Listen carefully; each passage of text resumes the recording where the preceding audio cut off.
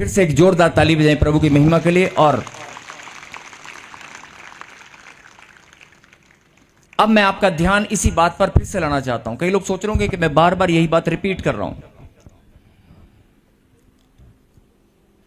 कई लोग सोच रहे होंगे कि ये वचन ये तो हम बहुत बार पढ़ चुके हैं, लेकिन ये आप बार बार रिपीट क्यों कर रहे हो? ये रिपीट मैं इसलिए कर रहा हूं, एक बार फिर सुने।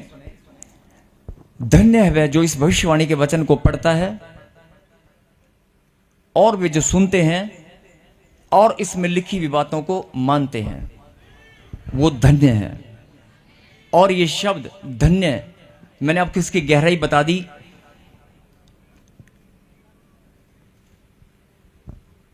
इसकी गहराई मैंने आपको बता दी कि वो धन्य शब्द परमेश्वर ने यहां पर लिखा है अपने प्रकाशन के द्वारा।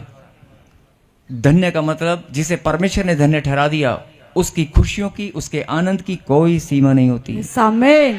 किसी और के पास खुशियां हो या ना हो, तेरे पास दुनिया की सबसे ज्यादा खुशियां होंगी। आमीन। किसी और के पास आनंद, लेकिन तेरे पास दुनिया का सबसे बड़ा आनंद होगा। बोला आमीन। आमीन। जो तू बहुत साल से ढूंढ रहा है, बहुत साल से खोज रहा है, परमेश्वर का आत्मा मुझे बोल रहा है, सुन ले मेरी बेटी, सुन ले मेरे बेटे, तुझे आज अभी यहीं बैठे बैठे मैं देने वाला हूं। बोला आमीन। आमीन। और लिखा कि इसमें लिखी हुई बातों को मानते हैं। बोला आमीन। अगर आपने फैसला कर लिया कि मैं आज से बाइबल पढ़ूंगा, प्रभु के वचन को पढ़ूंगा और इसमें लिखी बातों को माना करूंगा, तो आप ध्यान से सुने अगले वचन को। आपको पता चलेगा कि ये पहले वचन प्रभु ने आपके लिए क्यों भेजा। अगले वचन से आप जान जाओगे। निकालें दूसरा पत्रस, 2 पीटर अध्याय, पहला अध्याय और उसकी 10वीं आयत को पढ़ेंगे हम।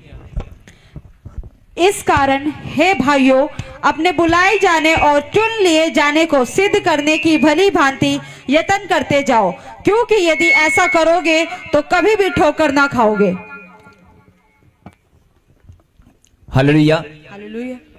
इस कारण हे भाइयों, अपने बुलाए जाने और चुन लिए जाने को सिद्ध करने का भली भांति यत्न करते जाओ, क्योंकि यदि ऐसा करोगे तो कभी भी ठोकर ना खाओगे। बोलो आमीन। आमीन।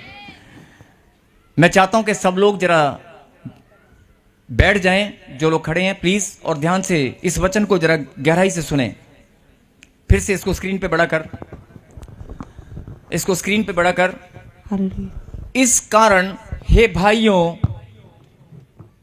अपने बुलाए जाने और चुन लिए जाने, अपने बुलाए जाने और चुन लिए जाने को सिद्ध करने का भली भांति यत्न करते जाओ। बोलो आमीन। आमीन। अब जरा ध्यान से सुनना कि बुलाने वाला कौन है? परमेश्वर। आपको लाखों की भीड़ में से चुनने वाला कौन है? यीशु। लाखों की भीड़ में से चुनने वाला कौन है? परमेश्वर। जब आपके घर में सुसमाचार पहुंचा, जब किसी ने आपको प्रभु का नाम बताया, याद करो वो दिन, याद करो वो टाइम जिस दिन पहली बार आपको प्रभु का नाम किसी ने बताया था, सुसमाचार किसी ने आपको सुनाया था। आप याद करें वो टाइम, वो दिन। उससे पहले आप परमेश्वर को नहीं जानते थे, उससे पहले आप परमेश्वर पर विश्वास नहीं करते थे, और प्रॉफेट बजिंदर सिंह मिनिस्ट्री और ताजपुर चर्च के बारे में आप कुछ नहीं जानते थे। बहुत सारे लोग बोलते हैं कि शायद, मैं कोई तर्क वितर्क नहीं, लेकिन मैं ना ही मुझे कोई नेगेटिव बोलना है किसी के बारे में, लेकिन कोई शंका अगर किसी के मन में है, लेकिन मैं उस शंका या किसी नेगेटिव बात पर आपका ध्यान लेकर नहीं जाना चाहता। मैं सिर्फ एक ही बात पर आपका ध्यान केंद्रित करना चाहता हूं, जो प्रभु का वचन है। अपने बुलाए जाने और चुन लिए जाने, बुलाए जाना और चुन लिए जाना। बाइबल में यह भी लिखा है कि बुलाए गए बहुत हैं लेकिन चुने गए थोड़े हैं। अगर परमेश्वर ने आपको बुलाया है, परमेश्वर ने आपको चुना है, तो आपको अपनी बुलाहट और अपने चुने जाने को फिर से पहचानना होगा। बोलो हालेलुया। हालेलुया। अगर 2 साल से, 3 साल से, 4 साल से, 5 साल से आप इस मिनिस्ट्री के साथ जुड़े हैं, या परमेश्वर के साथ आप अपने जीवन, आपने प्रभु यीशु मसीह को ग्रहण किया है, तो अपनी आत्मा में आप झांक कर देखें, अपने मन में फिर से आप, कि परमेश्वर ने मुझे बुलाया किस लिए है, चुना किस लिए है, परमेश्वर ने मुझे बुलाया किस लिए है, चुना किस लिए है? तालियां बजाने के लिए? हालेलुया के नारे लगाने के लिए? हालेलुया। या भेंट और दशमांश को इकट्ठा करने के लिए? या कुर्सी पर भीड़ लगाकर बहुत सारी जनता दिखाने के लिए आपको बुलाया गया है? या आपको फोन कर करके किसी ने जबरदस्ती यहां पर आपको बुलाने के लिए कोई मैसेज भेजा है? अपनी आत्मा में जो लोग ऑनलाइन जुड़े हैं, जो लोग लाखों लोग अभी जो देख रहे हैं, क्या किसी के घर पे कोई मैसेज गया है कि तू देख? सबके हृदय को खींचने वाला, समझ जाओ इस बात को, सबके हृदय में, सबके मनों में हालेलुया। यही बात मैं आपको समझाना चाहता हूं कि बुलाने वाला परमेश्वर है, आपको लाखों की भीड़ में से चुनने वाला परमेश्वर है। अरे आपका पड़ोसी हो सकता है आपके परिवार के, आप ही के परिवार के 4-5 भाई हैं, आपके मम्मी डैडी यहां नहीं आते, चर्च में नहीं आते या प्रभु को नहीं मानते। आपके परिवार के अगर 5 लोग हैं, ध्यान से सुनना, अगर आपके परिवार के 5 लोग हैं, 5 में से 2 लोग प्रभु में आते हैं और जब घर जाकर बोलते हैं कि बेटे, मेरी बेटी, तू भी चर्च चला कर, तू भी बाइबल पढ़ा करोगे, कि मुझे नहीं पढ़ना है, वो लोग जो मना करते हैं वो क्यों करते हैं? क्योंकि प्रभु ने अभी उनको नहीं चुना है। अगर आपको चुन लिया है, फिर से इस बात पर ध्यान देना जो मैं बोल रहा हूं कि आज आपकी जिंदगी यहीं बैठे बैठे बदलने वाली है। बोलो आमीन। आमीन। क्योंकि इंसान क्या करता है कि मेरे जीवन में दुख और तकलीफ है, जब मैं वचन पढ़ूंगा, जब मैं प्रभु के पास जाऊंगा, जब मैं चर्च में जाऊंगा तो मेरी जिंदगी वहां गवाही बनती है, वहां मेरी भी गवाही बनेगी। ऐसी उम्मीद लेकर आप आते हैं, वो बिल्कुल सही है, आप आए। परमेश्वर अपने बेटों को जिंदगी बदलने के लिए, आपकी गवाही बनाने के लिए भी प्रभु ने बुलाया है, अपनी महिमा के लिए भी प्रभु ने आपको चुना है। वो अपनी महिमा आपके जीवन से लेना चाहते हैं। बोलो आमीन। आमीन। लेकिन फिर से मैं आपका ध्यान इस बात पर केंद्रित करना चाहता हूं कि अपने बुलाए जाने और चुन लिए जाने को भली भांति सिद्ध करने का यत्न करते जाओ। बोलो आमीन। आमीन। कई लोग कहते हैं कि सानू रब ने चुनिया, असी रब दे कोल उनकी महिमा वास्ते आने हैं। बिल्कुल ठीक है बात, आपको प्रभु ने चुना है, प्रभु की महिमा के लिए आप आते हैं। लेकिन मैं फिर, आप इस वचन की गहराई को समझें, भली भांति बुलाए जाने और चुन लिए जाने को सिद्ध करने का क्या करने का?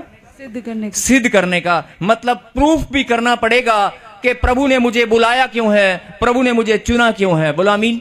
आमीन। सिद्ध करने का यत्न करते जाओ। आप सिद्ध नहीं कर सकते, कोशिश तो कर सकते हैं। आप सिद्ध नहीं कर सकते लेकिन कोशिश तो कर सकते हैं। जो कर सकते हैं वो आमीन बोल रहे हैं। आमीन। अगर परमेश्वर ने आपको लाखों की भीड़ में से चुना है, अगर परमेश्वर ने आपको बुलाया है, तो अपने बुलाए जाने और चुन लिए जाने को आप सिद्ध करने की कोशिश तो कर सकते हैं। परमेश्वर ने यहां पर लिखा, सिद्ध करने का भली भांति यत्न करते जाओ। बोलो आमीन। आमीन। अब मैं जो बोल रहा हूं सुनना ध्यान से। बेटे बैठ जा एक मिनट। सिद्ध करने का यत्न करते जाओ। बहुत सारे लोग कहते हैं कि मैं बुलाया गया प्रभु की ओर से हूं, चुना गया प्रभु की ओर से हूं, लेकिन मेरे जीवन में रुकावट है, समस्या है, जो नेगेटिविटी आपके अंदर घूमती है, जो शंका। अभी मैं थोड़ी देर पहले बोल रहा था कि बहुत सारे विचार आपके दिलो दिमाग में, आपके जहन में सुबह शाम दौड़ते हैं कि मेरा काम कब बनेगा, मेरी ब्लेसिंग कब खुलेगी, मेरा वीजा कब लगेगा। मैं तो सच्चे मन से प्रभु के घर में आता हूं, लेकिन मेरे बच्चों का काम कब बनेगा, या मेरा दर्द पीड़ा, मेरी गांठ गिल्टियां, पत्थरियां, रसोलियां कब जाएंगी।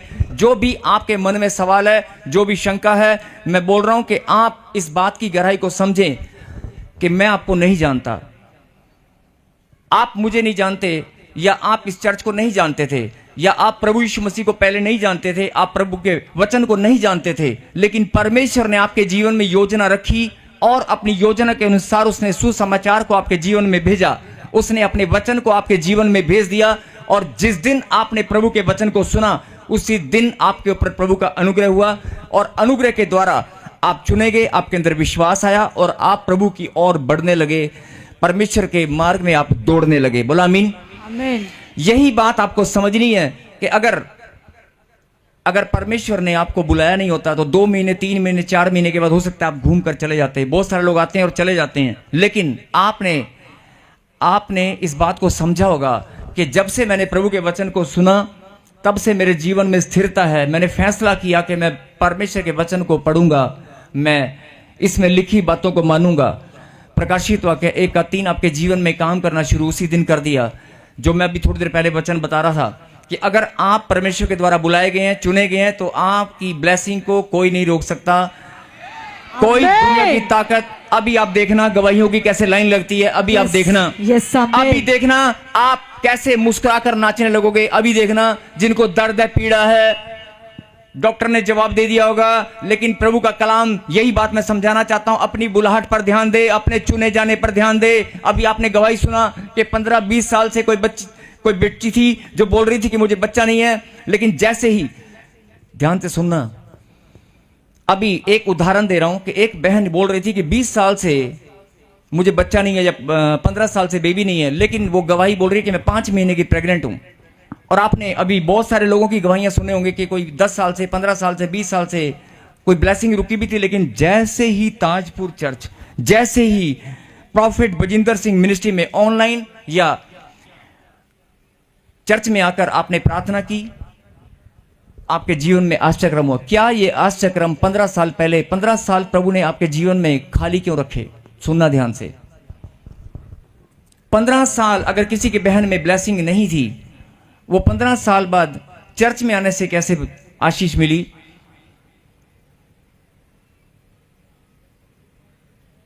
आपका ध्यान इस बात पर जाना चाहिए। चर्च बहुत हैं, प्रभु के दास लोग बहुत हैं जो दिन रात सेवा करने पर लगे हुए हैं, लेकिन ये परमेश्वर की इच्छा है कि किस भेड़ को, किस आत्मा को उसने चुनकर कहां पर लेकर आना है, ये उस खुदावन की मर्जी है। बोलो हालेलुया, हालेलुया। ये लाखों की भीड़ हिंदुस्तान के कोने कोने से ऐसे नहीं आती, ये लाखों की भीड़ हिंदुस्तान के कोने कोने से, देश विदेश से लोग यहां पर ऐसे नहीं आते हैं। ये परमेश्वर के द्वारा बुलाए गए हैं, परमेश्वर के द्वारा चुने गए हैं। आमीन। अगर आपकी आत्मा इस बात की गवाही देती है कि मैं परमेश्वर के द्वारा बुलाया गया हूं, मैं परमेश्वर के द्वारा चुना गया हूं, तो ऊंची आवाज से कहें हालेलुया, हालेलुया। अरे बुलाने वाला परमेश्वर है, यस आमीन। आपको चुनकर यहां पर लाने वाला, आपको आपके जीवन में अपने वचन को डालने वाला, भेजने वाला, आपकी जिंदगी बदलने वाला वो परमेश्वर है। यस आमीन। वो जिंदा खुदा है। बोला हालेलुया, हालेलुया। यही बात समझने वाली है। जो लोग बोल रहे हैं कि मेरे जीवन में काम नहीं हुआ, जो लोग बोल रहे हैं, मैं किसी चर्च की या किसी प्रभु के दास की निंदा बुराई नहीं करना चाहता हूं, मैं सिर्फ यही बताना चाहता हूं कि जो भेड़ें जिस चर्च में भी, हिंदुस्तान में बहुत सारी चर्च हैं, देश विदेश में बहुत सारी चर्चें हैं, बहुत सारे चमत्कार सब चर्चों में होते हैं, बहुत सारे आश्चर्यक्रम जगह जगह पर, बहुत सारे प्रभु के दास लोग दिन रात सेवा करने पर लगे हुए हैं। परमेश्वर उनको और ज्यादा बढ़ाए। बोलो आमीन।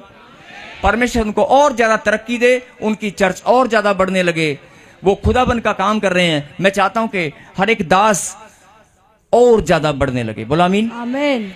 और जाओ, जो भेड़े वहां पर जाती हैं उनको भी भेजने वाला परमेश्वर है। बोलो आमीन। चाहे वो चर्च किसी भी शहर में, किसी भी गांव में क्यों ना हो, लेकिन आपको ये बात समझनी होगी कि प्रॉफिट बजिंदर सिंह मिनिस्ट्री में, ताजपुर चर्च में या चंडीगढ़ चर्च में अगर आप आते हैं तो आपको बुलाने वाला परमेश्वर है। यस आमीन। आंधी हो, तूफान हो, बारिश हो, चाहे परिस्थिति कैसी भी हो, आप, बहुत सारे लोगों के पास किराया भी नहीं होता था, लेकिन फिर भी अपने कदमों को अगर आप निकालते हैं तो कोई चीज है, कोई सामर्थ है खुदा की जो आपको बल देती है। बहुत सारे लोग ऐसा सोचते हैं कि यार 4 संडे है ना, चलो यार एक संडे मिस कर देते हैं, एक संडे में मिस कर देता हूं। बहुत सारे लोग ऐसा सोचते हैं कि मैं 3 संडे जाऊंगा, इस संडे नहीं जाऊंगा, लेकिन कोई चीज है नहीं। जब आप रुकने की भी सोचते हैं, आपके किराया नहीं होता या कोई प्रॉब्लम आ जाती है, फिर भी कोई चीज है जो आपको खींच कर यहां पर लाती है। बोलो हालेलुया, हालेलुया, बोलो हालेलुया, हालेलुया। आपको ये बात समझ में आ रही है? अरे 4 साल से, 3 साल से, 10 साल से, 15 साल से परमेश्वर ने आपको जोड़ के रखा है। परमेश्वर ने आपके जीवन में उसकी तरफ मत देखें, इधर देखें, मेरी तरफ। जो मैं बोल रहा हूं ये प्रभु के वचन को आप ध्यान से सुने। 10 साल से, 15 साल से अगर आप प्रभु का नाम लेते हैं, अगर परमेश्वर का नाम आप 15 साल से लगातार ले रहे हैं, 20 साल से, तो किसी रिश्तेदार ने आपको नहीं बोला है, किसी पड़ोसी ने नहीं बोला है, उस खुदाबंद की योजना है। और जिसके ऊपर प्रभु का अनुग्रह होता है, जिसके ऊपर प्रभु की योजना होती है, उसे कोई दुनिया की ताकत नहीं रोक सकती। आपको प्रभु का नाम लेने से कोई नहीं रोक सकता, आपको विश्वास करने से कोई नहीं रोक सकता। आमीन।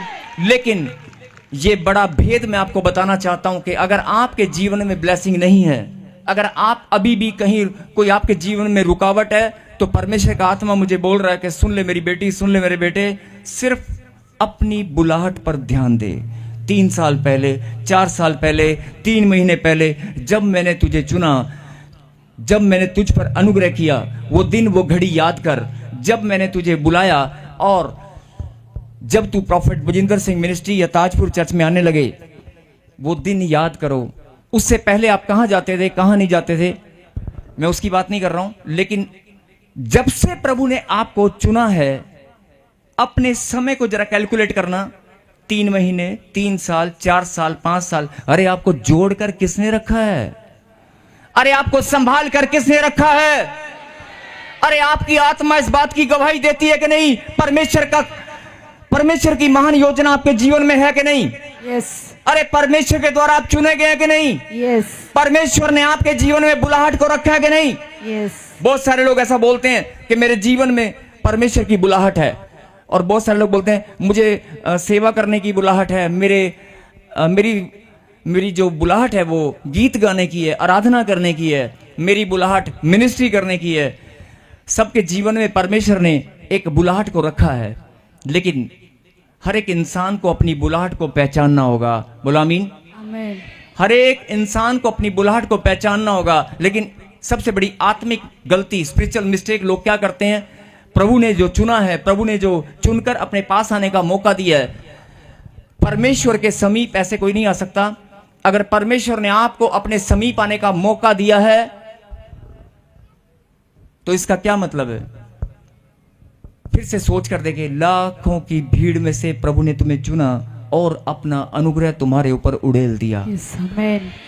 और अपनी दया तुम्हारे ऊपर और बढ़ा दी। बोलो आमीन। आमीन। अरे बुलाने वाला, चुन कर लाने वाला वो परमेश्वर है। क्या तुझे अपनी बुलाहट समझ में आ रही है? यस। आ रही है। अब अगली बात पर ध्यान देना।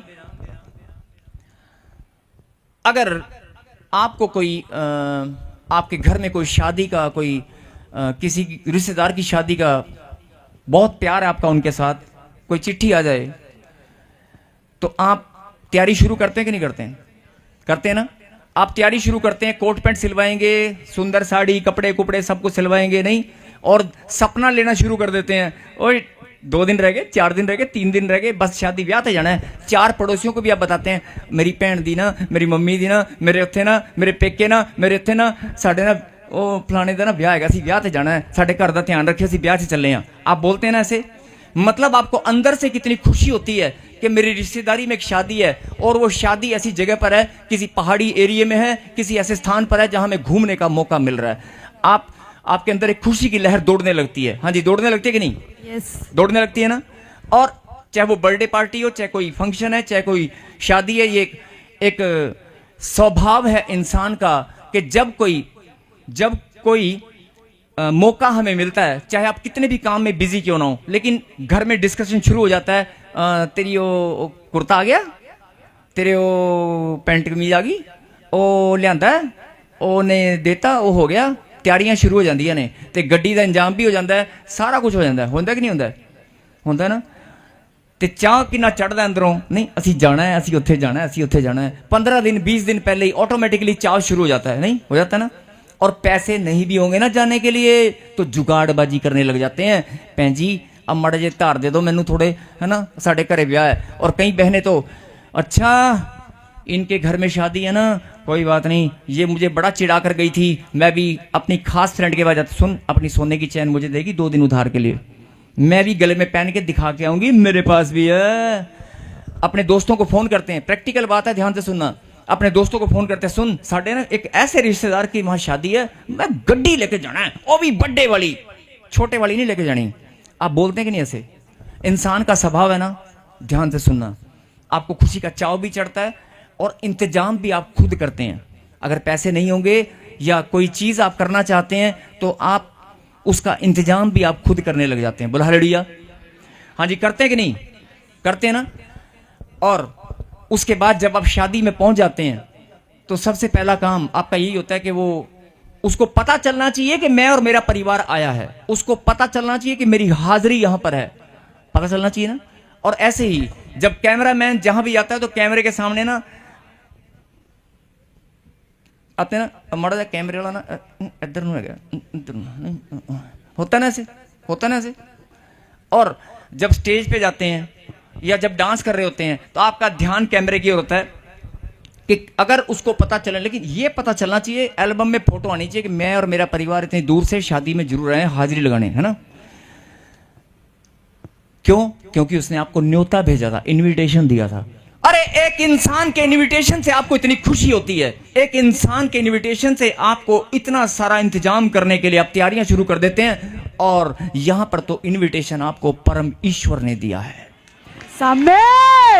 सबको जय मसीह की। मैं जतिन बब्बर और आप देख रहे हैं मसीह परिवार चैनल। जैसे कि आप सब जानते हैं कि मैं इस चैनल पे प्रभु के अलग अलग दासों की वीडियोस डालता हूं, तो अगर आपको हमारा चैनल अच्छा लगता है तो आप इस चैनल को ज़्यादा से ज़्यादा सब्सक्राइब जरूर करें, ताकि आप प्रभु के वचन को सुन सके। वीडियोस को ज़्यादा से ज़्यादा शेयर करें ताकि जिन लोगों तक वचन नहीं पहुंचा उन तक भी वचन पहुंच सके। सबको जय मसीह की। एक बार मैं आपसे दोबारा कहूँगा कि इस चैनल को सब्सक्राइब जरूर करें और वीडियोस को ज़्यादा से ज़्यादा शेयर करें। जय मसीह की।